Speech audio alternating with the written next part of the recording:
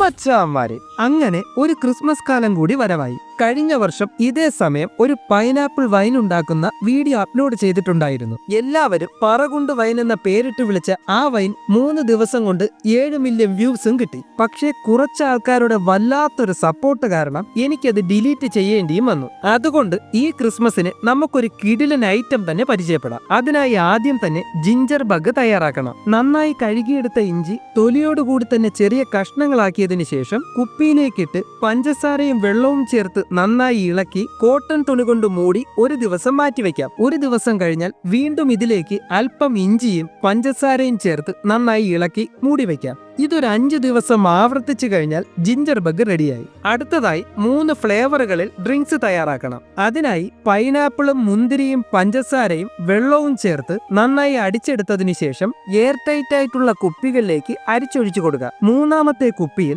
അല്പം മധുരം കൂട്ടി തയ്യാറാക്കിയ കട്ടൻ ചായയും ഒഴിച്ചു കൊടുക്കാം. അടുത്തതായി ഈ 3 കുപ്പികളിലേക്കും തയ്യാറാക്കി വെച്ച ജിഞ്ചർ ബഗ് അരിച്ചൊഴിച്ചു കൊടുക്കാം. അതിനുശേഷം കുപ്പി എയർ ടൈറ്റ് ആയി അടച്ച് 3 ദിവസം മാറ്റിവെക്കാം. 3 ദിവസം കഴിഞ്ഞ് തുറന്നാൽ ഇതുപോലെ നന്നായി പതഞ്ഞു പൊങ്ങി വരും. ഇത് കുടിക്കുമ്പോഴുള്ള ആ എഫക്റ്റ് നിങ്ങൾ അനുഭവിച്ചറിയേണ്ട ഒന്നാണ്. അപ്പോൾ തീർച്ചയായും ട്രൈ ചെയ്ത് നോക്കുക.